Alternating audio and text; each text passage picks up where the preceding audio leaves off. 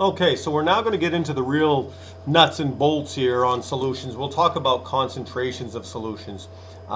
This is where we've got some calculations to worry about and discuss. But really what concentrations are is it's relating the amount of solute that's going into the solvent, okay? So think about it. If you have again, a glass of water, just completely water, can't see it too much here in the blue, but let's say we have some water and we put some lemon juice in that, okay? We're going to make a solution. We're going to make a liquid solution, some water and some lemon juice, put that in there. Obviously, we're going to have a certain concentration of that solution. There's going to be a certain tartness to this. I'm talking about making like a lemonade without the sugar. But so lemon juice. The more lemon juice I add, the higher the concentration is. And so we've got a couple of different ways of talking about concentrations. Here we are. The first is molarity. And I'm going to put molarity and molality together. The first is molarity. Molarity is, and the variable we use is a capital M here, okay? So molarity, capital M, is the number of moles of solute per liter of solution. So again, notice it's an amount of solute per liter of solution. Formula, again, really quickly, it's written right there, but the molarity is moles per liter, okay? And the units you would use, either moles per liter or the capital M. We usually use a capital M. Again, that's molarity. All right? Molality, a little bit different, and I use this M, it's really more a cursive M, okay? So that's what you'll see me write it as, and I should have just kind of italicized this, but M, it's the number of moles of solute, similar, same as the molarity, but this one's per kilogram of solvent.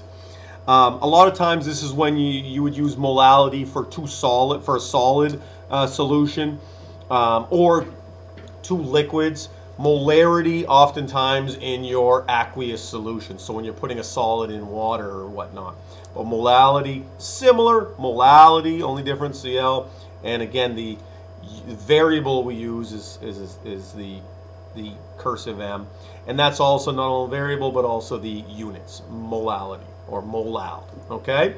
So those are your concentrations. I'm going to go ahead and show a couple calculations with this, but molarity, molality, very, very similar. You'll see them as we talk about them. The third is mole fraction. It's the easiest. Mole fraction is the moles of one over the total moles. And even though it's called mole fraction, we do divide these and get a decimal, okay?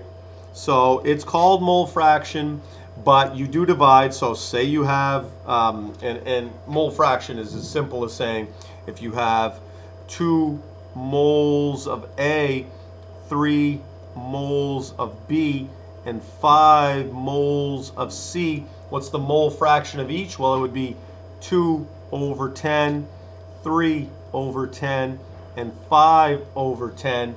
And again, even though it's called mole fraction, we would divide and get the decimal, so we'd get 0.2, 0.3, and 0.5. These would be your mole fractions for A, B, and C. All right, molarity, molality, mole fraction, pretty straightforward. That's how we can talk about concentrations.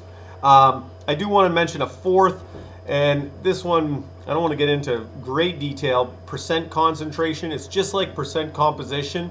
It's a part over a whole. So percent concentration can be described in two ways, percent by volume or percent by mass. Very simply, if it's percent by volume, your volume of your solute divided by your volume of your solution, of course times by 100 to get one percentage, and then percent by mass, the mass over mass. So 85 milliliters of ethanol in 250 milliliters of solution, you'd say 85 divided by 250, because that's the solution, whatever that is, 250, and times 100, you would have 34% ethanol in this solution. 85 divided by 250, there's your percent concentration. By volume, in this case, of your ethanol. Okay, so we'll stop it there. My next set of videos is going to be actually going ahead and solving some of those molarities or molality formulas.